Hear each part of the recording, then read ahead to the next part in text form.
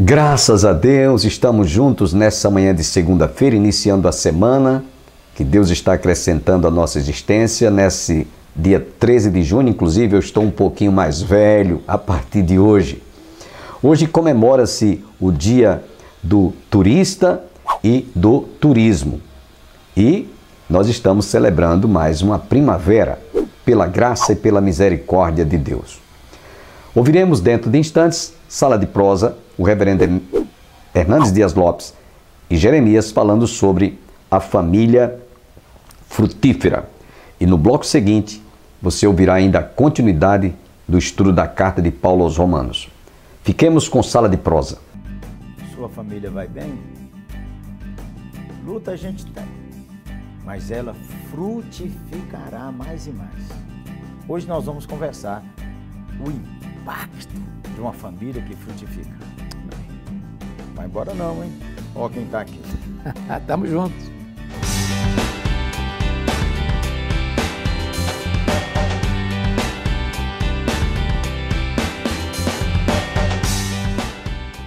Uma família que frutifica, mestre.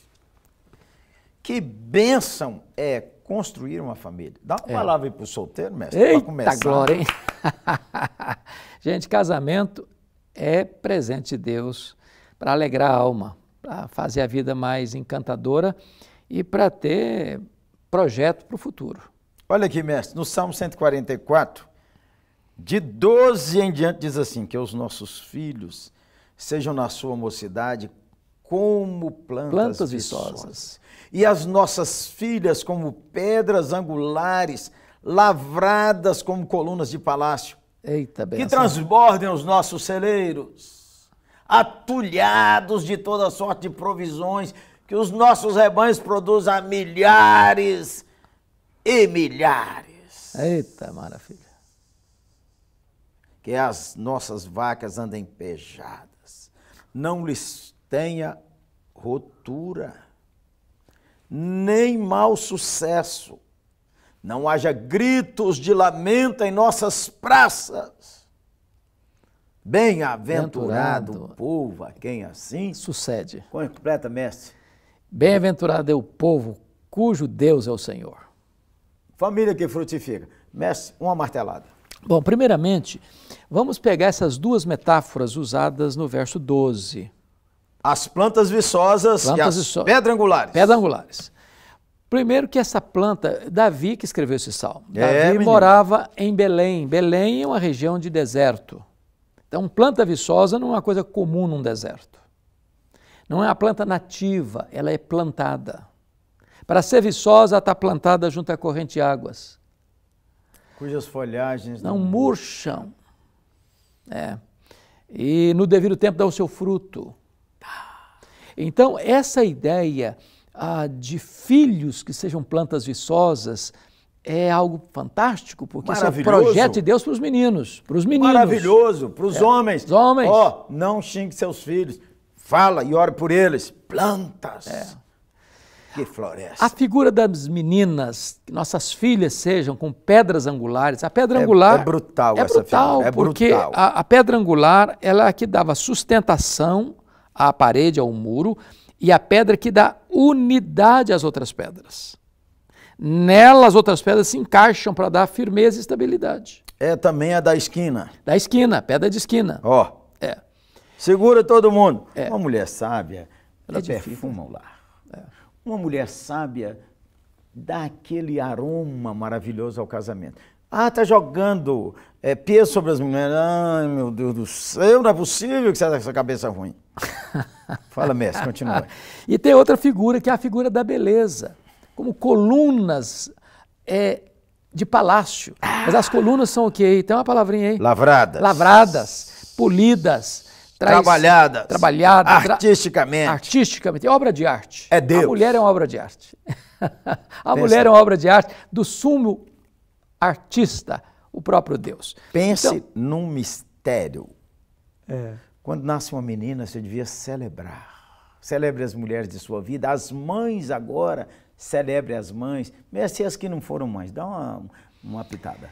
Não, acho... pitada não, mestre, uma pílula. Uma martelada. Uma martelada, porque pitar é outra coisa. É outra coisa. Bom, a primeira coisa é o seguinte, você é mulher.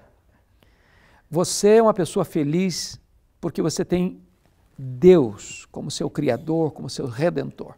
A sua vida, se tiver filhos, louvado seja Deus, se não tiver, a sua vida é completa também, porque é Deus quem completa você. Sua felicidade está em Deus e viva esta felicidade. Amém. Ô mestre, continuando aqui o Salmo, fala dos filhos... Ele sai da transição, Jeremias, dos filhos, da família, porque tudo começa em casa, na família, e aí vai para a prosperidade. Ó, círculos concêntricos. Vai aumentar. Aí, gente, vem a prosperidade. Aí vem, gente, a provisão. Abundância, a provisão. Abundância. O Deus da abundância abençoando sua família. Não começa a discutir, não. Escuta primeiro. Você está com a cabeça muito acelerada. Escuta primeiro. Então, veja bem, começa com a criação dos filhos, a família, depois vem a vida profissional bem-sucedida, a prosperidade, a abundância, a fartura, a provisão. E... Peraí.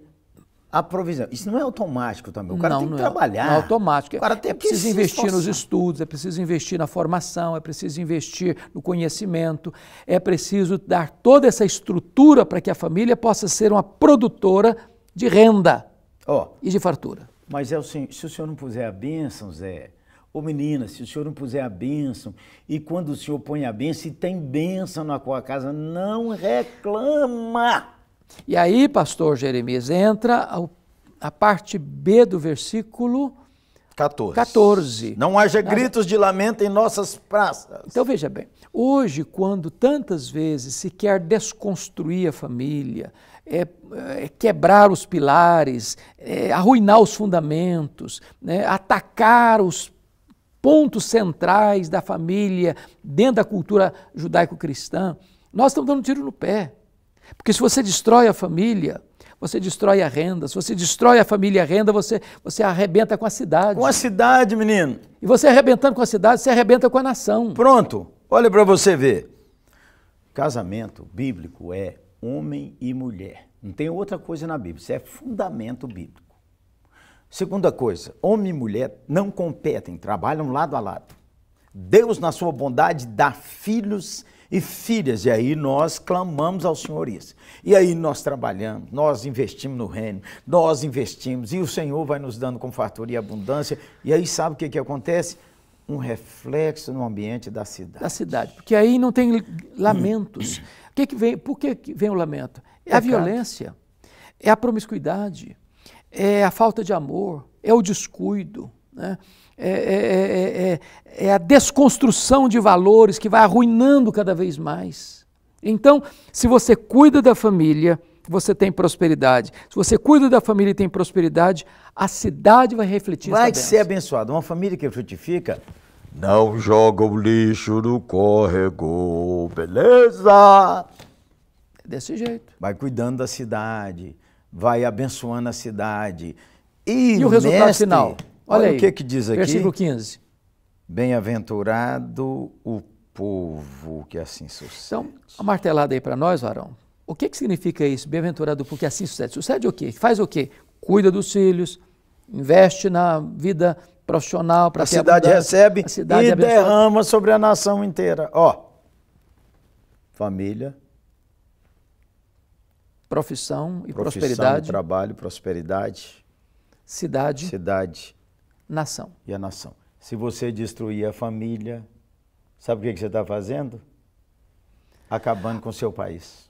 Então, acho que nessa conjuntura de uma cultura global de querer desconstruir família, de desconstruir casamento, de fazer uma confusão na cabeça das crianças, você está tirando os alicerces da própria nação. Da própria nação. Conspirando contra você. Mas sabe qual é o fundamento de tudo isso? O Senhor. Feliz é o povo cujo Deus é o Senhor. Então começa no seu coração, papai. Começa no seu coração, mamãe. Começa no seu coração, esposo ou esposa. Mas se ninguém converteu, pode ser você, o filho primeiro, a vovó, o primo. Traz essa família para perto do Senhor. Isso não é um slogan mágico para colocar, não tem nada problema de colocar na entrada da cidade. Feliz a nação cujo Deus é o Senhor. Mas deve orar, começa a transformação do coração. Não é da boca para fora não, beleza? E o que é importante é que esses valores são plantados lá dentro de casa. A fé começa em casa. É isso aí, Os mestre. valores cristãos começam em casa. Nós não temos que terceirizar a educação dos nossos filhos, nem para a escola, nem para o governo, nem para qualquer, para babá eletrônica. Cabe a igreja. Nem para a igreja. Cabe a nós, pais, educarmos os nossos filhos com esses valores e a nação toda vai ser abençoada. Ó, veja você, está aqui ó, o mestre, uma bênção para essa nação, fazendo bem à nação. Sala de prosa, querendo fazer bem à nação. E você que se separou do Senhor, é hora de voltar. Reúne sua família e diz, nós vamos voltar para o Senhor. Reflexo na própria família, na vida profissional, bênção para a cidade e o Brasil será abençoado. Amém. Vamos orar, mestre? Vamos, ora por nós, varão. Eu oro. Bendito seja o Senhor que dia a dia carrega o nosso fardo e bendito seja o Senhor que dia a dia nos cumula de bênçãos. Senhor, Amém. Eu quero clamar ao Senhor essa promessa para os nossos filhos aqui que estão acompanhando essa sala de prosa, para os filhos que o Senhor deu ao teu servo, Amém. para os netos que o Senhor deu a ele, para os que o Senhor concedeu da sua bondade também à minha vida. Mas eu quero orar em favor de cada um agora, Amém. cada cidadão brasileiro, casado, Amém. pai de família ou solteiro, Senhor, que ele valorize sua família. Amém. Senhor, que o Senhor abençoe a economia da nossa pátria. Amém. E que haja espaço profissional para crescimento. Amém. E que o Senhor abençoe a cidade, Senhor, Amém. Amém. para que o pecado não vença, mas a palavra do Senhor Amém. prospere. Amém. Senhor, e assim traz sobre nossa pátria um quebrantamento. Amém. E uma volta para os pés do Senhor Jesus. Amém. Em nome de quem oramos. Amém. Amém. E amém. Agora é com você. Você começa o encerramento hoje. Oi, gente, esse aí é sala de prosa. Anda com o Senhor. Sua família frutificará. Aleluia. Amém? Tamo juntos.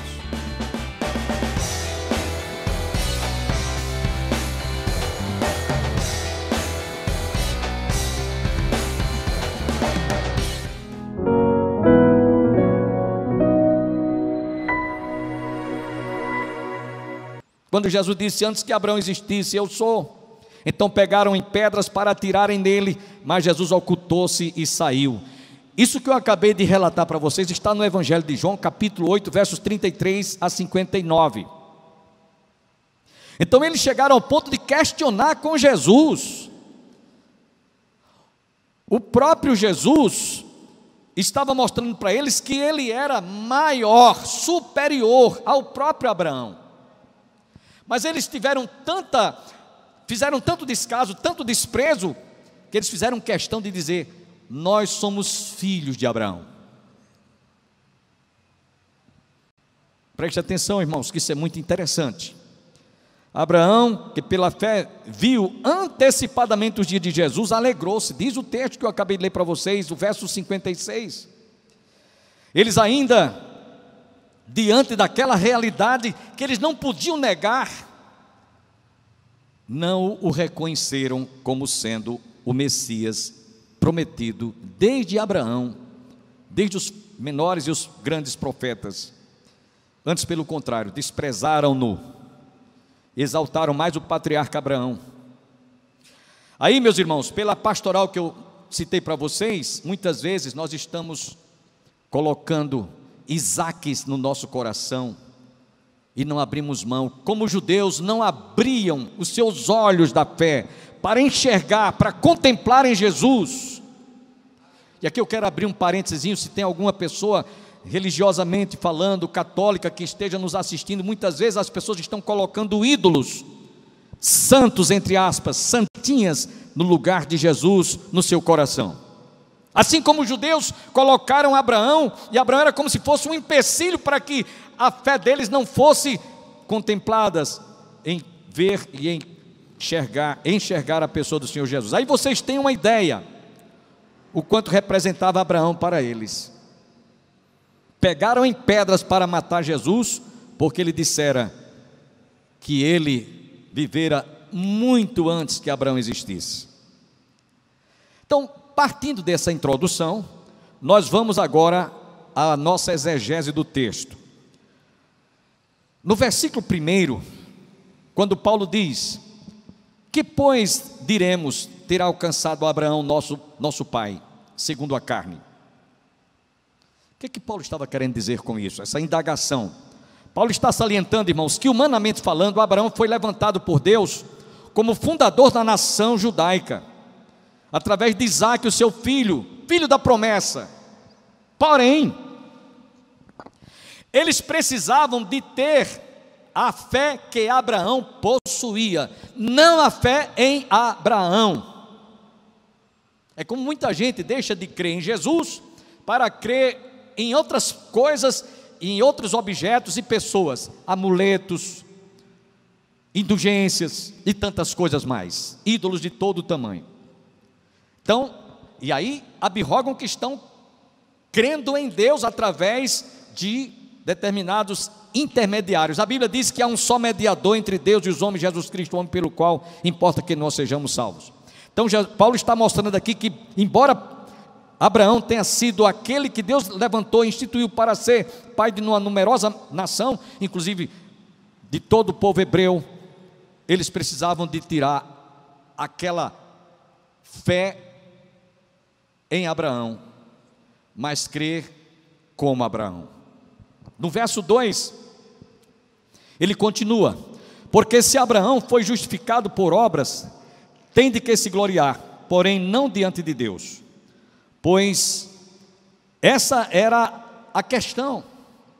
Abraão não tinha de que se gloriar diante de Deus, porque não obteve testemunho por esforço próprio, ou por algum mérito, mas simplesmente porque sua fé, posta em Deus, em obedecer a sua ordem, o seu mandado: sai da tua terra e da tua parentela e vai para uma terra que eu te mostrarei. E quando Deus pede o único filho, ele não questionou com Deus, ele não foi argumentar: ó Deus, eu só tenho esse filho, tu prometeste que ia me dar este filho, e agora o Senhor está pedindo que eu o ofereça em sacrifício. Isso não é incoerência, ó Deus, isso é uma contradição. Não, Abraão não pensou nisso. Se Deus está me pedindo, está aqui. E ele foi lá, e no momento em que ele ia executar o seu filho Isaque, oferecido em sacrifício, o Senhor providenciou um cordeiro. E ali está uma linguagem figurativa do amor de Deus, o seu filho Isaque representando Deus, representando Abraão, representando o próprio Deus, Isaque representando o seu próprio filho, mas o cordeiro estava lá para ser imolado. E o Senhor bradou: Abraão, Abraão, não faças tal, porque agora sei que temes a Deus. Sabe, irmãos, Abraão foi justificado pela fé, através da graça de Deus. Não foi por obras, não foi por méritos próprios. Por exemplo, nós vemos lá em Efésios capítulo 2, versos 6 a 8, a Bíblia nos diz: pela graça sois salvos mediante a fé, isto não vem de vós, é dom de Deus, não vem das obras, para que ninguém se glorie. A salvação é um dom de Deus, não vem de obras, para que ninguém se glorie. É a graça de Deus. O que é graça? É favor que se dispensa ou se recebe imerecidamente. Eu não merecia o perdão, eu não merecia a salvação, eu não merecia jamais a justificação. Mas pela graça de Deus, eu creio. Amém? Então, nesse verso 2, Paulo está mostrando que Abraão foi justificado, como ele diz, porque se Abraão foi justificado por obras, tem que se gloriar, mas não foi por obras, porém, não diante de Deus, pois que diz a Escritura, verso 3, Abraão creu em Deus, e isto lhe foi imputada para a justiça. Nesse verso 3, Abraão simplesmente creu. Ele alude o que está escrito lá em Gênesis capítulo 15, versículo 6, somos justificados pela fé. E aqui ele mostra aos judeus que eram considerados filhos de Abraão, inclusive o próprio Paulo se identifica como também sendo filho de Abraão, lá em 2 Coríntios capítulo 11, verso 22, Paulo então diz assim: eu também sou filho de Abraão. Porque ele diz assim: são hebreus, também eu. São israelitas, também eu. São da descendência de Abraão, também eu. Então, quando Paulo faz essas indagações, pergunta-se, por que Paulo fez essas indagações? O que é que Paulo estava querendo dizer com isso lá em 2 Coríntios 11, 22? É para que eles observassem que, não obstante Paulo ser também um dos filhos de Abraão, da raça, no sangue dele estava o sangue israelita, ou do povo hebreu, ele precisava de ter a mesma fé que Abraão teve em Deus. Pela fé, cresce como Abraão creu. É isso que Paulo está dizendo aqui nesse versículo 3. Então eles precisavam obter semelhante fé. É essa fé que justifica. É essa fé que promove a justificação pela graça de Deus. Não é por méritos, não é por obras. Eu quero dizer aqui uma coisa para muitos cristãos que estão aqui presentes e muitos que estão em casa. Deus não tem netos, nem bisnetos. Deus tem filhos. Amém? Eu estou dizendo isso aqui porque tem determinadas pessoas que dizem: meu pai é crente, minha mãe é crente, como se aquilo fosse uma credencial para que também ele seja salvo. Absolutamente, isso não tem nada a ver uma coisa com a outra. Muitos dizem: filho de gato é gatinho, filho de peixe é peixinho, mas filho de crente não é crente não. Se não nascer de novo, de modo algum entrará no reino dos céus. Amém? Então esse argumento cai por terra. Paulo estava dizendo: eu sou filho também de Abraão, mas eu creio como Abraão creu. Eu procuro entender ou discernir que é a graça de Deus que me outorga a justificação. Nos versículos 4 e 5 que a gente vai ler, porque é como se fosse uma conexão, versos 4 e o verso 5, Paulo diz aqui: ora, ao que trabalha, o salário não é considerado como favor, e sim como dívida. Mas ao que não trabalha, porém crer naquele que justifica o ímpio, a sua fé lhe é atribuída como justiça. Todos nós sabemos, ele usa aqui uma linguagem figurativa, dando um exemplo. Todo mundo sabe que quem trabalha, no final do mês, vai querer receber o seu soldo, ou a sua pré-emenda, ou seu salário. E o salário é pago como dívida pelo seu trabalho realizado, seja em que área for, seja do gari ao empresário. Você trabalha o mês e no final do mês você vai receber o seu salário como pagamento da dívida. Quanto à graça de Deus e a fé na graça de Deus, eu não preciso de levar em consideração que eu esteja recebendo como dádiva ou como dívida de Deus para comigo. Não, porque eu não tenho, não mereço. É isso que Paulo está dizendo. Se o trabalhador recebe o seu salário pelos seus serviços e trabalhos prestados a uma empresa ou ao seu patrão, isso não é favor, é pagamento ou dívida. Ou seja, os salários são pagos em troca do trabalho. Não se trata de dádiva, é diferente a graça de Deus. A justiça de Deus é manifesta em Cristo Jesus, o qual teve, através da sua morte e do seu sacrifício, os nossos pecados todos imputados, o qual nos tornou justos, o qual nos justifica. Essa é a doutrina básica da justificação, a qual Abraão estava estribado, ele não abria mão disso. Eram convicções que estavam nas suas entranhas, estavam lá no seu coração. Um exemplo notabilíssimo que eu gostaria de lembrar a todos aqui: o ladrão da cruz. Gente, para os espíritas, me perdoem eu estar falando isso aqui, mas eu tenho que dizer, para os espíritas, aqueles que creem que a salvação é pelas obras, as pessoas façam caridade. Tem até um slogan que diz: fora da caridade não há salvação. Eu me lembro quando eu cheguei aqui em Campina Grande, em 1975, havia uma Kombi, daquela turma de Rodão Mangueira, todos conhecem a história, né? E ele tinha uma Kombi, que tinha escrito na lateral da Kombi: fora da caridade não há salvação, ou fora da prática das boas obras. Preste atenção. Se a salvação fosse pela prática das boas obras, não era preciso Jesus ter morrido naquela cruz, teria sido em vão. Pela graça sois salvos mediante a fé, não vem de vós, é dom de Deus, não vem das obras, para que ninguém se glorie. Se a salvação fosse pelas obras, aquele ladrão que estava ao lado de Jesus, jamais ele iria para o céu. Sabe por quê? Porque o indivíduo só tinha uma folha se fosse hoje uma folha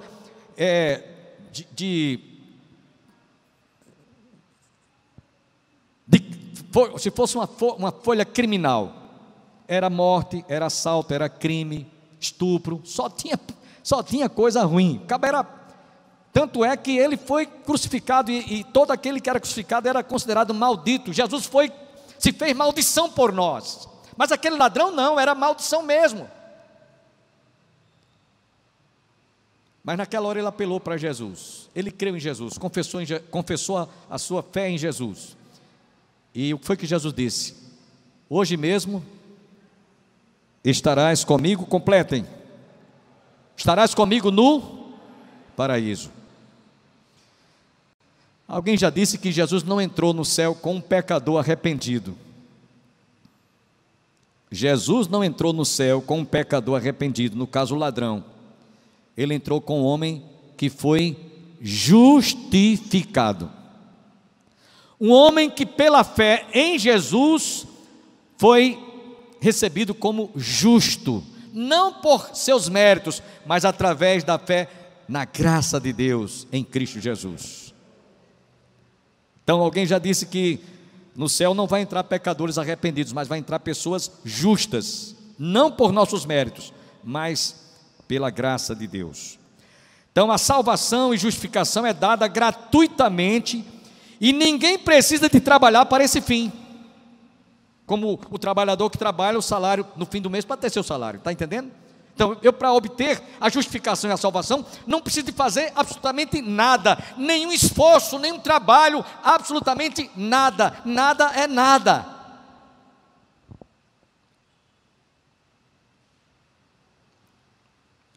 Lá na carta de Tiago, capítulo 2, versículo 21, Tiago diz: não foi por obras que o nosso pai Abraão foi justificado, quando ofereceu sobre o altar o seu próprio filho Isaque. É uma pergunta que ele faz, não é? Não foi por obras que o nosso pai Abraão foi justificado quando ofereceu sobre o altar o próprio filho Isaque? Ele não está dizendo que foi pelas obras, mas a fé gera obras. Você pratica obras não é para ser salvo, mas por ser salvo, por estar salvo. Todo cristão tem o maior desejo, a maior vontade, sua maior aspiração, toda a inspiração em fazer obras, não para ser, mas por estar salvo. É isso que Tiago está dizendo. Tiago está dizendo no capítulo 2, versículo 21. E aí ele diz: vês como a fé operava juntamente com as suas obras. Com efeito, foi pelas obras que a fé se consumou. E se cumpriu a escritura, a qual diz: ora, Abraão creu em Deus, e isso lhe foi imputada para a justiça, e foi chamado amigo de Deus. Deixe-me lhe dizer umas coisas aqui que é preciso dizer. Você é salvo, independente de você praticar obras, é óbvio. Você pratica obras porque é salvo. Você é salvo não porque se batizou, porque tem muita gente nas nossas igrejas que, embora tenham levado um banho ou um mergulho, no caso quem é batizado por imersão, e continua perdido, e quando morrer vai para o inferno. Sabem por quê? Porque embora tenham se submetido a uma das ordenanças que Jesus estabeleceu para aqueles que haveriam de segui-lo, pelo fato de nunca terem nascido de novo, vão para o inferno. Não pense que você, eu sou batizado já, pastor, na igreja tal, há tantos anos eu estou na igreja, nasceu de novo, a senha é essa, nasceu de novo, é uma nova criatura. Eu sou salvo porque eu procuro cumprir com as minhas obrigações, eu vou à igreja, eu participo dos cultos, oração, doutrina, escola dominical, faço minhas orações, faço minhas devocionais, eu entrego o dízimo.